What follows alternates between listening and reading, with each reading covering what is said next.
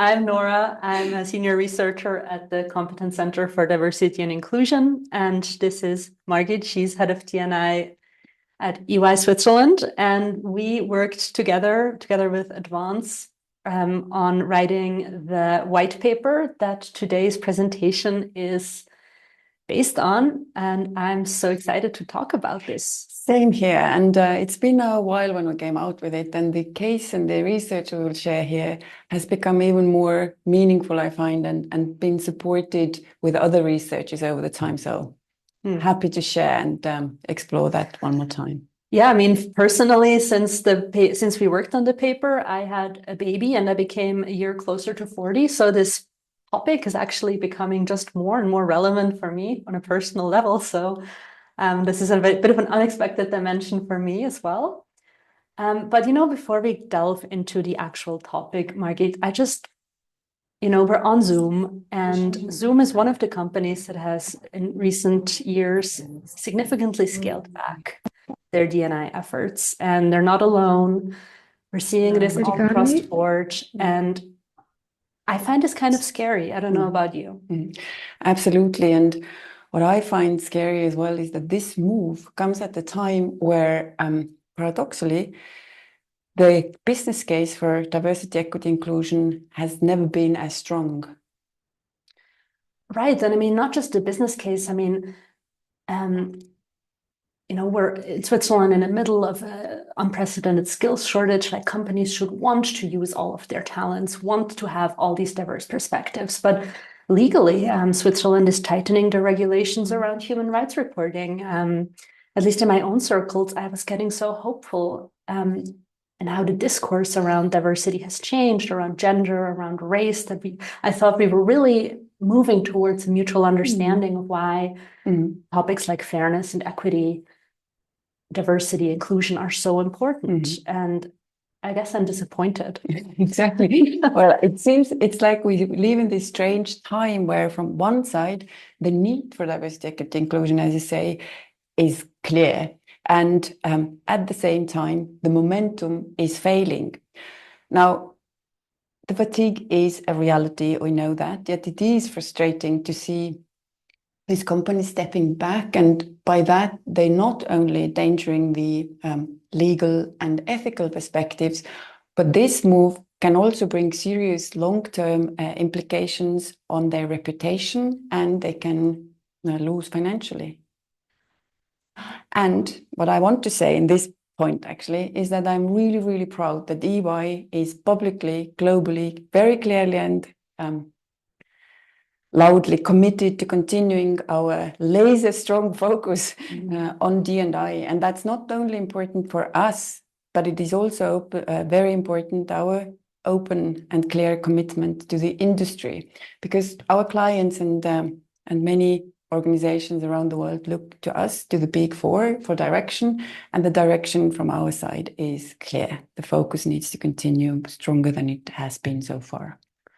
I think that's really admirable, and coming from more of the field of research and D&I consulting, I would love it if I ran out of work in Switzerland, but let's be honest, currently there's no danger of that. There's no threat here. Right. So shall we dive a little bit more into our topic, Margit? Absolutely. Let's take a look at the fatigue. Giulio, share the slide with the boxes where we talk about a few reasons that drive it. One more exactly. So now what do we know and see at EY is the first thing is tokenism. We live at a time where the pledge for diversity efforts is loud. So it's 3 out of 4 responsible people of HR in the companies say that D&I is crucial for the future of their company, and they put efforts in. We also know the leads of the big companies saying that we will increase the ratio of female in leadership. Yet at the same time, you see not much happening. The progress is slow. We know we've been here. You've been doing this work for a decade or more, and the entire movement has been for a couple of decades now. And so people lose faith to it. And it is that there is almost like a greenwashing. They say something, but nothing happens. And it is because the structural and deep root causes are not addressed properly. Backlash, that of course calls backlash. There are two sides to that as well. It is from one end that if you're constantly told you do and nothing is done, then at some point I have enough and I'm not doing it. But we also do have a proportion of people who still do not entirely believe in it. So they say, I understand and I don't mind other people doing it, but it doesn't hold true for me. So that's also the resistance to change. Policies. So one thing, what we started from was the root causes and the deeply ingrained problems in your system. But there is another thing that's been spoken about so many times already, is that the flexible working does not work. And because it's such a large contributor to all these problems and we haven't been fixing it so far, I find it justifies me saying it one more time. Flexibility has to work. Now, cultural inertia is, of course, then something that comes with all of that. And here, we mustn't forget that the making of the problem where we are today was hundreds of years in making. So it took a while to get us here, and now we expect it to change fast. It will not. At the same time, I mean, you are Swiss and new mom, the Swiss culture has ingrained in it very deeply the role models, the expectations, and one of those, what I know, married to a Swiss, is that we raise our children ourselves. So it's not only the organization, the structures that is offering it, but people are slow to change. What is your take here? Well, so I'm Swiss. I have to say, though, that I am currently co-parenting with a Dutch man, and he is also currently, I would say, probably the primary caregiver of our baby. So I'm not sure that I fit this Swiss stereotype perfectly. However, I'm also a trained political scientist, and I can't not mention that we are in a country that where very close here to us in St. Gallen, a little over 30 years ago, women couldn't vote. After a couple of years after I was born, which, it seems inconceivable almost now. And let's also not forget that the Swiss political system with its direct democracy, with its referendums, is designed to protect the rights and interests of white male landowners. And the system is set up so that change is slow.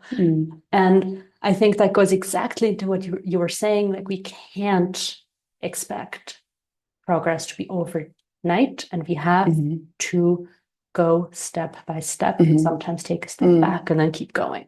Exactly. And that's what as we prepared with Nora and had a few conversations, we also said that this is typical to Swiss to be silent, to think 9 times and then cut 1 time. So I find there is hope in this silence and fatigue here in Switzerland, that now we're ready to really cut. So it's like a silence before a storm, I hope. Let's go. And we do it then well. Now, the last point here is broken rod.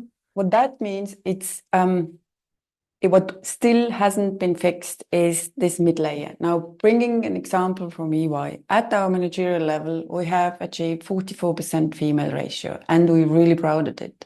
Now, what happens from there is nothing. And I think most of you here will know that it is the same for your companies. You have equal intake, so you recruit graduates, and then mid-level more or less, and then something happens. And now the reason behind that is that we seem to be promoting those who put their hand up at that level. And it's commonly known that women do not put their hand up. Not everybody, yes, there are women who do, and that's why also some women get promoted.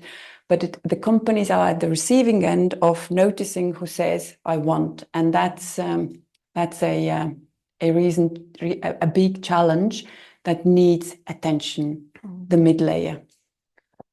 And I think, thank you for this great summary with these 5 points. I love a good graph or a good graphic. And I think it's a great segue into the topic we're really here to talk about today, which is these qualified, ambitious, but overlooked women over 40. And so before we get into that, and we're in this little room and we can't really see you, the audience, I would love to ask you to answer one brief question. So what do you think? Among employees over 40 in Switzerland right now, what share of senior management promotions, so promotions into middle and top management, go to women over 40? The answers are pouring in. I will make them available shortly. You should be able to see them, but Perfect. It looks pretty clear what people think, to be honest. Okay. All right. Yeah, I believe we have almost everybody participate. Wow. Very high participation rate. This means they are not checking emails, they're really listening to us. That's awesome. Thank you, everybody. Sounds like people have gotten their coffee before we started our session rather than during it. It's rare to have a 30% answering the polls. Okay, we're good to go. Great. So there you should be able to see it now. Okay, yes, Very clear picture. depressingly, the majority of you were right. Only about 25% of all senior management promotions among employees over 40 go to women. So I brought a graph. You're getting a tiny sneak peek of very new data here. So Giulio, if you could show the next slide. That was showing you people? Yes, of course. Yes. I know, but I'm a researcher. I have to show numbers. I have numbers. Numbers. Okay, so here you can see a distribution by gender and age of promotions to senior management. And you can see that between 30 and 40, about half as many promotions go to women. So that's already not great. 31 to 40 is also the age group where the average Swiss woman has her first child. It is when I had my first child too. And then when you go to the 41 to 50, the share of women goes down, and then it goes down even further over 50. And what I find a bit paradoxical about this graph always is that it is sort of after this prime caregiving age, and we know that in Switzerland women do the majority of care work at home, that the difference between men and women just goes up more. It opens up more. So when there would actually be space again, when we have gotten through these first few years of 2-3 shifts at home, at work, we're still not seeing this closing down. And this is exactly where the motivation for our white paper came from, which was to try to understand, well, what is it? Is it that these women over 40, are they not interested? Or are they simply not getting the opportunity? And perhaps to add in here, what we know from the Federal Statistics Office in Switzerland is that 46% of all working population are women. So it's nearly the half. Where are they if they're working? And the other thing that we know is that the retention rate of women do not necessarily leave the workforce more, because there is this belief that women, when they have children, they leave. Yes, some do, but they also return. And the difference is only between 1.5% and 2%, depending on the age of between women and men leaving the workforce. So that was a big and important trigger for us to say, hey, so let's ask women working in Switzerland, what is it? And actually, to that point, just last week, I was talking to a male CEO, relatively young, and he told me like, okay, yes, I know I'm a little bit hesitant sometimes hiring a woman in her 30s because I do have this bias that she will have a family, but I can tell you from experience that there's no one more loyal than a person with care responsibilities that has been properly supported by her work. Mhm. So it's really actually the business case is quite strong too. Mhm. But so we actually went and we asked 1,200 women who work in Switzerland, and we only asked women. We in this case we wanted to hear from the women. We asked them like, are you looking for a career advancement? And we found that age didn't really have very much of an effect, at least not this barrier of age 40. Mhm. Women over 40, under 40, equally ambitious. Women with children, perhaps more ambitious. And so that's a really stark contrast to the graph we saw before. Why are we not using these talents? I mean, this drives me crazy. And at the same time, the women are unhappy, like they're noticing that this is happening. So if you, the career dissatisfaction or the percentage of respondents of our survey who said that they're very or moderately even satisfied with their career progression is at a clear low between 41 and 45. So I don't want to end on such a negative note, but really, I think we want to talk about like, what can we do about this? How can we reach these women? How can we utilize these talents? And how can we maybe even use them to overcome this DE&I fatigue? Exactly. So the one thing that became evident is that a majority, or this population of women, if they did not advance before, or where there was the time and they haven't made it to the senior management yet, so they are off the radar. The lens is like a partial perspective that looks only at the predefined cohorts who are seen as eligible for promotion. You will know all these high potential programs and the rest of it. So they are handpicked based on, I dare say, biased views at who is to advance and who is not, who is eligible for this. So that means that when they were left out, maybe they had children back then, when it was time to be selected, then now they're not seen anymore. And the other side of it is that also women don't see and perceive themselves as being eligible. So it is mutual, and this perception is real. You are invisible. There have been quite some research actually around it, but it became so evident and clear to me. And bringing here an personal example, as we were busy with this white paper, and I thought, oh my God, and all of a sudden I realized, well, I actually see myself, I'm at the late 40s, and I realized that I'm thinking, yeah, other women should advance, but it's not me. They're not talking about me.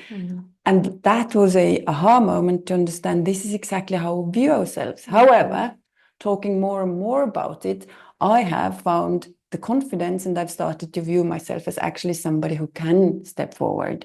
Now, here, I guess, is the problem number one, which, if I finish the thought here, is that women, to advance, you have to put your hand up, you have to talk and have the courage. And I think that this courage is actually not as difficult to find, that once you know it, you will have it.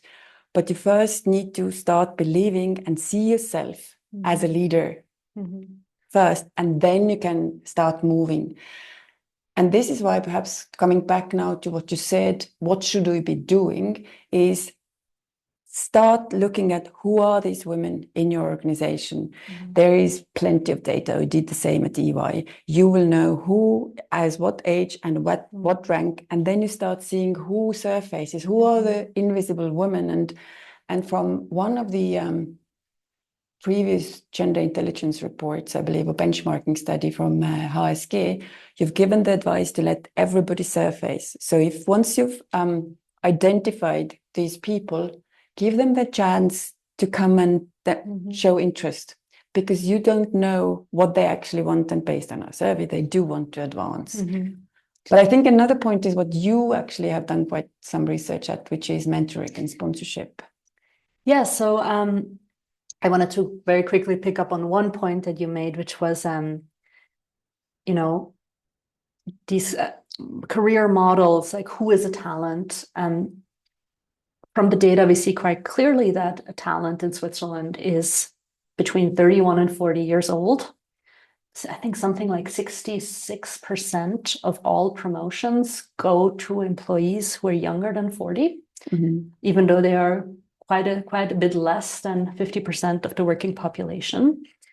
And part of that, now this again is more my political science hat, part of that is that these norms around who should advance are built around, well, the one who needs to advance is the breadwinner, the provider, traditionally male, traditionally in exactly this family primetime age. So these structures are, in fact, built for youngish male talents. And I think that's something we can't forget. And I think it goes into this question of, we actually need to find out what these women want. We need to know where they stand, what they need. We don't, and it's not what's currently on offer. And I think that's really key. Yeah, coming back to mentoring, actually from the white paper research, also one of the answers when we asked women, so what is it that you think would help most or what has helped you most? Then one big bucket of that was development programs, and not just being sent to courses, which has their place as well, but it is individual, personal development programs that would include coaching, mentoring, and sponsorship. And what was interesting is that 65% of the respondents have had some sort of a mentoring experience, but they were not that happy with it. Reasons vary, and I hope you can explore and help us to understand that later. And then there was only 16% who have been part of a sponsoring or are aware of having a sponsor, and they were very, very happy with results and with this relationship. So what are your thoughts here? So I think the difference between sponsorship and mentorship, or one key difference, is that sponsorship requires a senior leader to publicly commit to supporting his mentee. And I think that commitment makes a lot of difference, right? Like you're kind of putting yourself a bit on the line, you're increasing the stakes. Mentorship, on the other hand, and those of you who have spoken with me in the last few weeks, this has been a bit of a recent research obsession of mine, so thank you so much for letting me talk about it. Mentorship is often seen used by companies as a bit of like a signaling mechanism. Oh, well, we're doing something for the women, we have mentorship for women.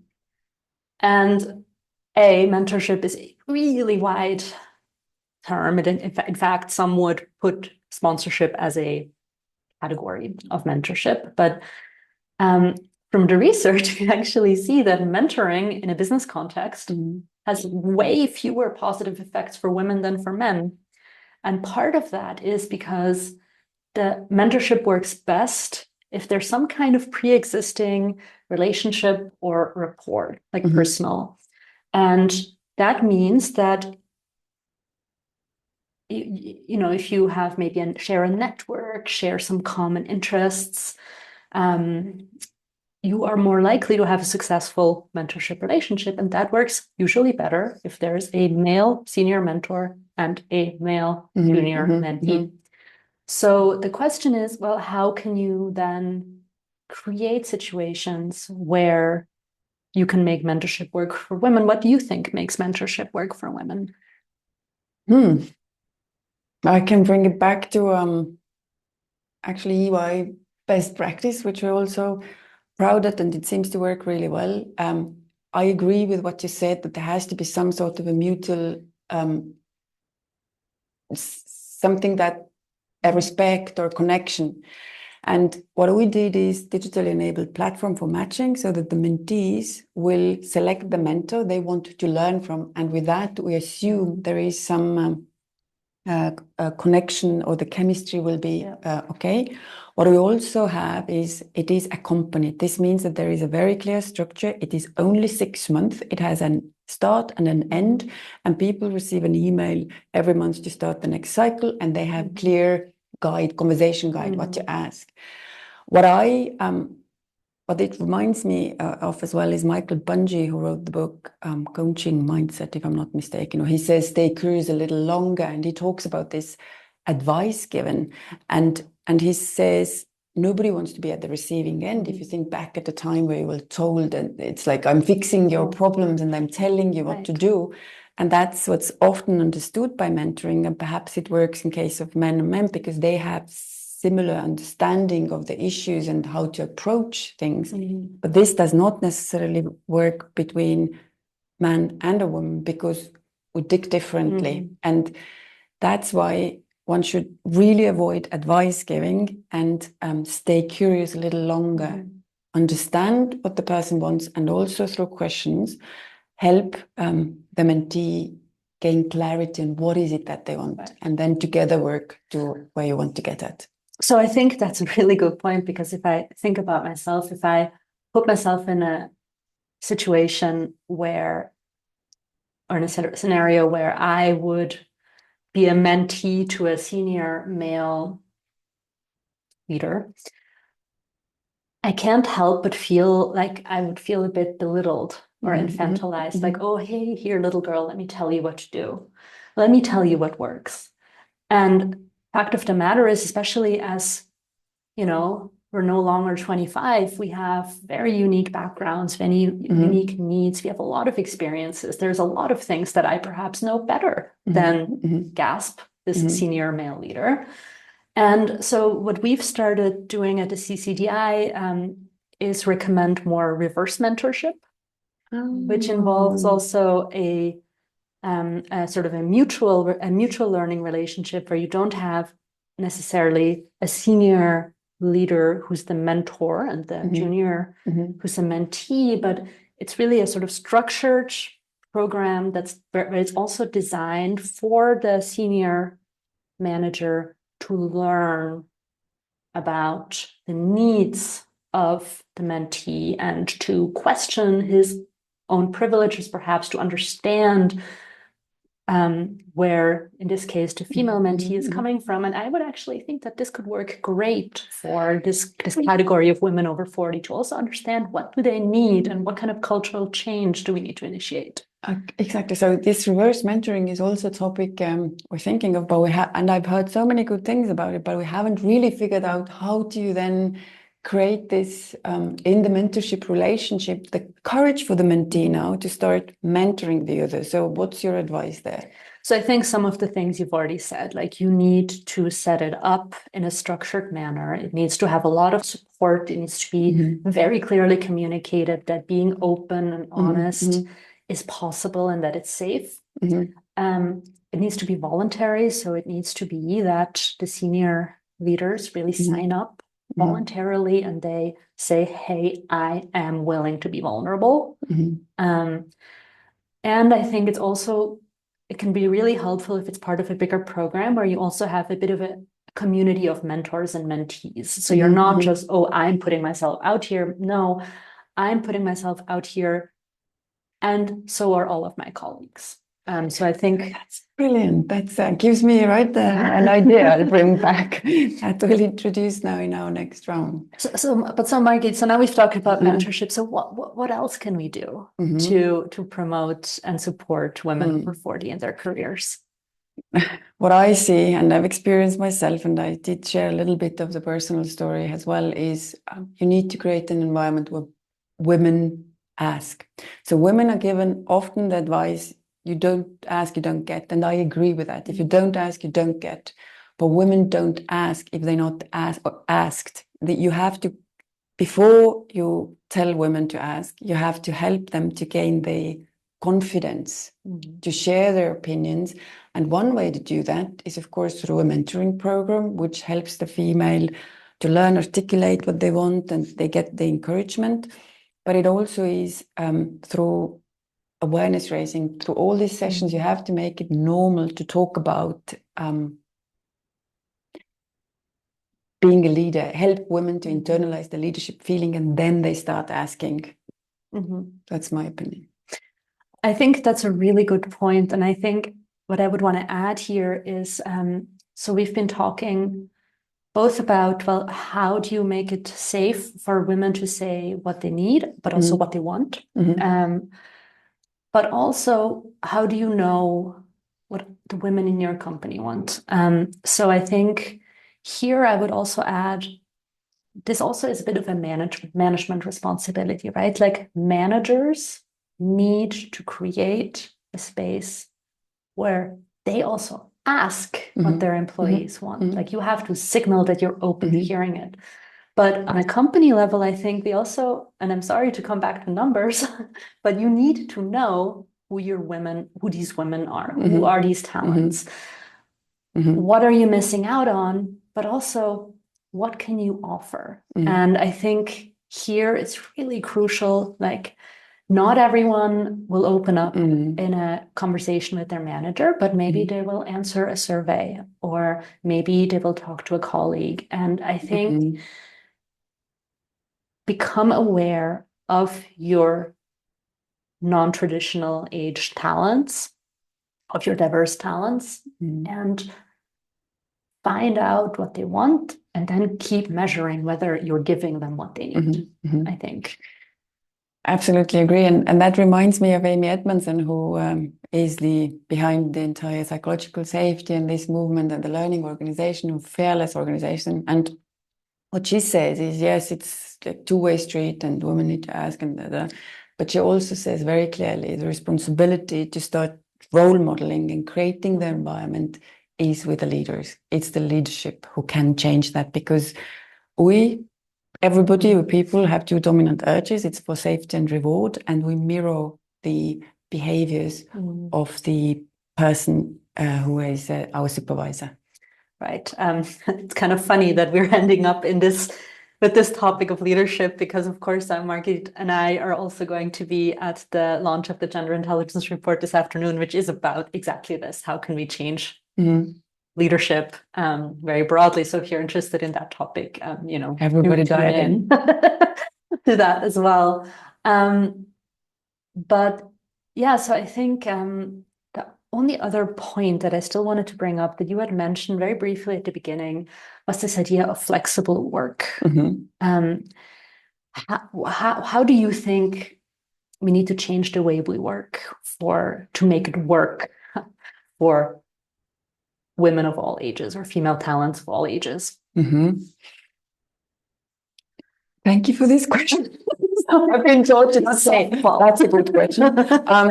So I tell you what we're doing, because we struggle. And what we did is we created all these scenarios. We have the buy-in, we have processes, we did some trainings, and it's like the flexibility. We tried to promote it, yet it is not embedded in our culture, because the culture is overworked. It is, you have to deliver. That's how we see ourselves and how we believe being seen.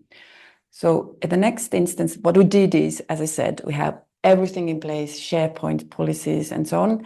And now it's actually at the next phase, what we will do is we create a campaign where people who live flexibility already will tell about why they have it. And it is not about working moms, it's about everybody.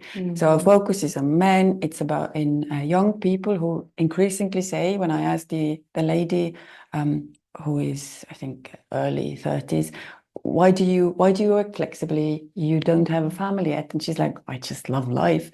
Or there is a male manager in our organization who likes to meditate and do his thing. So anyway, we collect these stories and we share it, because what we notice is there is sub levels. Some people live it and that is not a problem. They've learned to do it, and then others do not dare to do it. And if we create awareness about that, oh, she can it, so I can it, we strengthen our employees to live the flexibility. Right. I think I always love the saying, inclusion is the tide that raises all boats.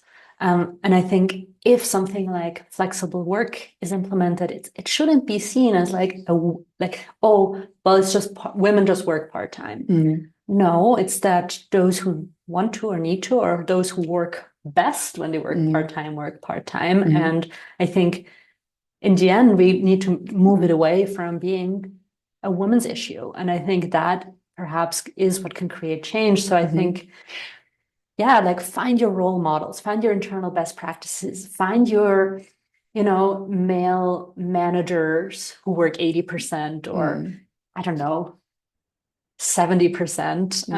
And they're there. They just don't talk about it. Yeah, make them visible, or the ones who would like to.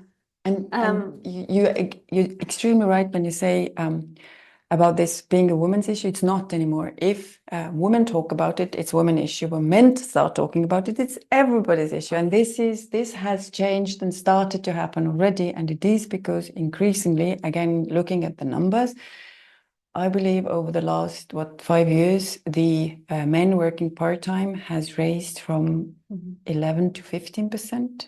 I might be mistaken, something like this, and the trend is growing. And so they come and demand, which I'm very happy about. That's a great time. So I think this sounds like a good point where we could maybe switch to answering some viewer questions. What do you think? There are many questions. Oh, great. All right. I will start with some here. Let's go. Okay, so people probably hear my loud voice here. Male privilege. Anyway, one thing that people mentioned here is the difference between mentorship and sponsorship, like the classic. Women are over mentored and under sponsored. And then tying to that, they mentioned that, yes, look, sometimes in the woman and male relationships, like when a woman comes, a young woman, and I need mentoring, underqualified. And not like someone that wants to learn more, because if you are old, you should know your stuff. So these are some points that people would like to hear more about. Asking as well how to handle this in a sensible manner. What is a good way to do this? Okay, then I go to the next question. Do you want to start from your experience? Yeah. So I will not define mentoring and sponsorship. I believe everybody knows that. And how we view it is mentorship is the starting point. It's the pre-phase of sponsorship. In a mentorship relationship, you build trust. And yes, there is a lot of research actually and some literature about the men or senior leaders, male, readily admit that they don't want to sponsor women because they might fail. And this is because women demonstrate hesitating in this, adopting their own abilities more often than men do. And that does subconsciously or clearly transmit insecurity into the male leader as well. So now if I'm to sponsor someone, this means it's my neck in the line. I put my skin in the game and I need to trust the person. So this is why one way to go about it is to encourage everybody to benefit from a mentoring relationship at the early stages of the career already. And once you gain confidence from there, you learn the language, you are clear in what you want, and then you need to start being strategic about it, which is what women are not right away, some are, some not. And then you start seeking out mentors who can help you to advance, who have access, impact, and influence, exactly. So if you seek mentoring with them, and now the strategies would be how to do it, say, hey, why don't you, the way the mentoring goes, there are different options there, but that's the way to build trust, and then they will hopefully take over the sponsorship for you. That's one thing. I think trust is such an important word, and I think to me a successful mentorship program is one that is more than just talk, right? It's so easy to say, oh, well, we have mentoring. But it's much more difficult to say, well, we have committed mentors and we have mentees who trust that they can be authentically themselves, that they will be heard. And I think that's really also where the company comes in. So you were mentioning before that you have more structured programs. And I think part of it is that you prevent something that Giulio mentioned, which is that you have these young talents who then are just told no, or even worse, are just kind of ghosted by their mentor and not taken seriously. And I think that's the responsibility also of the organization, is exactly to set these programs up in such a way that mentors who are not committed aren't there, that you make sure that these relationships are well matched. And also perhaps, think beyond traditional mentorship, think about reverse mentorship, think about group mentoring or team mentoring. I mean, there's so many cool ways to do it. And a lot of companies just stop at, we have mentorship programs for women. Great. This ties to a very interesting question here. It's a more of a numbers question. They are asking whether there's a disconnect between the age of women being hired into senior leadership compared to the age of women being promoted. No. This ties into this. No, there isn't. If I remember correctly, the women are actually a little bit more likely to be promoted into these positions than they are to be hired into these positions. So in diversity research, we call this the devil you know phenomenon. So it's actually often easier for a diverse employee to rise the ranks through internal promotions than through move out to move up, because once you have built personal relationships, once your managers know you, the trust is there. The trust is there, exactly. The trust is there. They maybe see you as more than a 45-year-old woman. So it's actually a bit worse usually for hiring. Yeah, what I find, we keep coming back to this: women have to put their hand up, but they don't do it if they don't feel confident. So a mentorship program helps them to gain this confidence and to gain this visibility, and this putting your hand up happens from there more naturally and easier. They are supported. So it's an extremely important point. This ties in very nicely to a comment here from one of our participants, which is herself a mentee, a mentoring person, and a mentor. And she says that she has mentored many women, and with most of them, the topic of self-worth, of distrust in oneself, is a very, very strong, and it's like almost everyone brings this, right? They're raising the hand. And she brings something that I would like your comment on. It's very interesting, and it's very specific to the 40 plus, which is like the new biological phase where menopause sets in, or pre-menopause, and then all the shifts that go with it, and how to cope with this situation.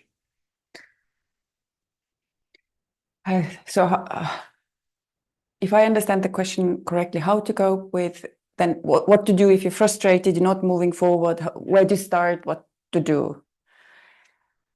The most important thing is to know what is it that I want and get help to gain this clarity. Then, yes, our environment is still very biased. So when women are too pushy, that's not good. And that's why we need to use strategies to get the support that is needed.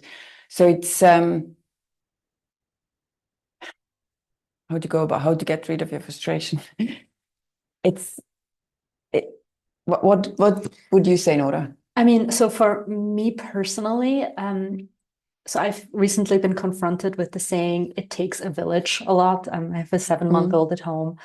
But I think it also, especially for women, it takes a village to build a career too. And I think a lot of us have the tendency to expect that we can get everything from our employer, from our manager. And that's simply never going to happen. You're never going to get everything you need from one place. And so I think build a support network of other women who you can bounce ideas off of, who you can practice pitches, who you can develop your identity through conversations, maybe get an outside coach, get a therapist.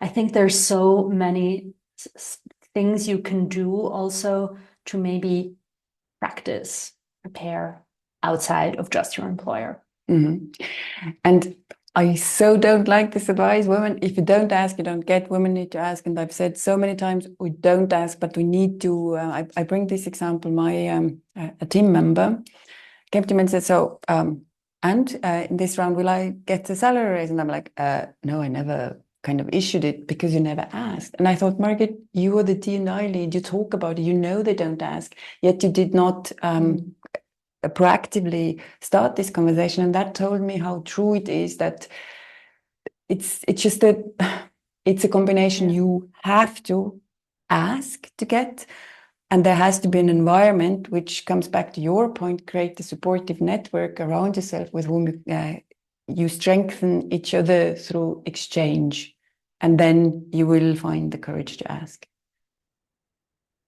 Thank you very much. So now I have a bit of a pre-prompt question. So a numbers question at the start, which is whether there is public data that shows that this promotion effect is really preferring men in Switzerland. Okay. And then tying to that comes the question, is there a difference between international companies and Swiss companies when we talk about this topic of promoting women? Or, for example, between urban and rural areas? And I guess I'll stop at this. Okay, so That's clearly for you. So yes, you can see the data analysis part that I showed. This is a topic we address every year in the gender intelligence report. So the data output of that is public. The data itself cannot be, because we work with HR data that directly comes from companies, so we have to protect that. But you can absolutely check out either previous gender intelligence reports, or you can wait a few hours and this afternoon check out this year's gender intelligence report. So do we see a difference between international and Swiss companies? I would say yes and no. So we see a difference in different industries, between different industries, and the industries where we see women advancing the most, also in terms of age, different age groups, is in the pharma industry and to a slightly lesser extent in the tech industry. And those do happen to be two very international industries, or a lot of multinational corporations in that. However, banking, for instance, is also a very international business, and there we don't see that. So I think it's more a question of industries, perhaps, than whether it's international or Swiss. Although it, I think, also has become a little bit of a question of how dire is your skills shortage. So if you're also seeing some companies that are very traditionally Swiss having a certain mindset shift, or at least a certain understanding that they have to change, even if they might not know how. And rural versus urban, I can't answer because we haven't looked at this dimension before, but I think it's actually a really great idea, and I will take it up with my team. Maybe we can do something about this in the future. Thank you very much. Now, to finish the numbers part, we have one last numbers question, which is regarding the promotion, the very first graphic that you come up with the promotion. And the question was whether the younger women were not stealing the promotions from the older women. Like, the 40 ones were not getting it because the few places were being taken over by the 30-year-olds without kids. I mean, if you look at the graph, not really, because the difference between men and women is already quite stark between 31 and 40. In fact, a colleague of mine, Jamie Glore, published a paper a few years ago called the Maybe Baby Bias, where she shows that women in their 30s, even if they don't have a family or kids or even partner or anything like that, or any plans to have any of those things, are going to face biases in HR processes because there's an expectation that they might at some point have that. But I dislike this phrasing of, is it the younger women who are taking away something from the older women? No. Maybe it is the case that younger talents are getting more attention, but I can tell you it is male younger talents who are getting the lion's share of the attention. So I think also let's focus the lion's share of the attention on them. That brings the next. Or do you have something? No, I'm also a little bit challenging if there is just this fixed pot of promotions and opportunities, I believe the more wealth and the more opportunities we create, the more there will be and the growth. That's also the important business case for this entire D&I movement is if there are more women, everybody wins. It's not like men no longer will be able to have all these roles. Right. That's the entire idea and drive behind it. So it's going to be better for I don't everyone. think somebody's taking, not always, some instances, yes, but not necessarily somebody's taking away something. And I know that tonight at this gender intelligence report launch, there are a few best practices, and one of those, just a little maybe spoiler, will be a CEO sharing the job. So they're actually in Switzerland in a bank. Today they will talk about how it is to be a co-CEO. Yeah. That's cool.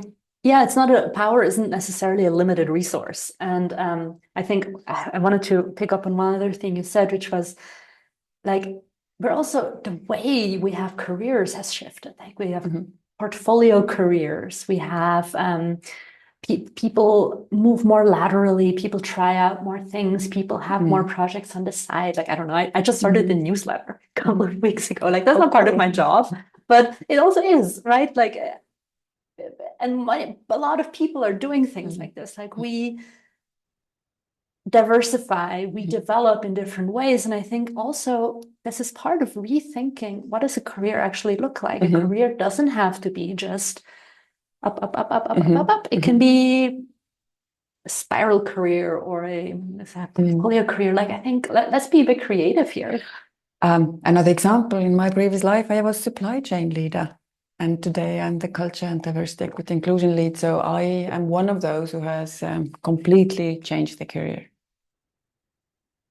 Okay, now this brings us to another dimension of the topic, which is age. Like, right, we get older, and then people here are asking whether in the data we see, or in the praxis, that there's like, an older man is an experienced guy. An older woman is like, she's already too old. Or are both too old and like at 50, 60, you know what, we need the 40s. What would you say? I would say that the age bias acts more strongly on women, but it is also present for men, especially for men who haven't advanced past a certain expected point in the career ladder. So men who don't fit the traditional view, the traditional stereotypical view, they are also affected, exactly. And I do know that there isn't necessarily a lot of goodwill in general, or a lot of we're not generous with our assumptions about older employees. Like we think of them as, especially as you then sort of move past 55, narrow-minded, not technologically savvy, not interested in development, conservative. And that's also just not fair. Yes, and I think it comes back to one of these findings that we started with, this partial perspective. Women do not view themselves as such when they are older already, and they're not seen by the company either. So this makes them invisible. So yes, there is definitely a bias. It's like the belief that they don't want is there. So I think looking at the time, it might be time to wrap up, and we did want to leave you with a few key takeaways. Please go ahead. So if you something to there's a visual. Moment. Yes, it's go on. Yeah, past that. Pass. Key takeaways. There we go. Okay, so I just wanted to remind you of the critical issue of what's at stake here. Just because I think it's always really powerful to just remember a few key numbers. So women over 40 are a third as likely to be promoted to senior positions as their male counterparts. So you have a huge pool of available female talent that you can build and that you can use also to plug your leaky pipeline, to fix your skill shortage problem. Amazing opportunity. They're also ambitious and willing to grow and to learn. And they are dissatisfied with the situation. So I think I would urge you to see this as an opportunity. Yes, and so what can companies do would be the next slide. And there, 4 points, if I'm not mistaken, exactly. So know who these women are. We said it 100%. Go and deep dive into the data and then start a conversation with them. Reach out to them, give them a chance, everybody, and then you'll see what will happen. Then it is also about the promotion processes and the performance management processes, which need to be relooked and unbiased so that they do not negatively impact the chances of women who are past certain age. Then there is the mentorship and sponsorship. So it is important to take a look at the existing mentorship programs, and we know that most companies have these in place. The quality of these might need some brushing, and also not all mentors are good mentors. This is what we at EY are looking into as well, is offer some training for not advice giving, but also leading with questions. And lastly, I think I mentioned this point most times today, and that is about create an environment where women feel confident to speak up, to share their ideas, their concerns, and with that, the next step will start. Yes, I will 100% co-sign. Thank you so much for having this conversation today. I was happy to have been part of it. I really enjoyed it. Thank you, Nora. A lovely end to this project we did together. Exactly. And perhaps we see Thank you, Julio. Yes. Thank you also from my side, and looking forward for you people to be seeing the GDPR report coming this afternoon. And do not forget, we still have lots of sessions coming up the rest of the week. Tomorrow we have a session about why work at all this working stuff, is that not stressing, work-life balance, very interesting topic. And also how to navigate racial battle fatigue, to like not only the women issues, but also the racial issues. So this is what is coming up for Wednesday, but you know, the GDPR, that's the start today. Nora, Margaret, thank you very, very much. And see you then, everybody. Bye-bye. Bye-bye. Bye-bye. Waving the camera. That's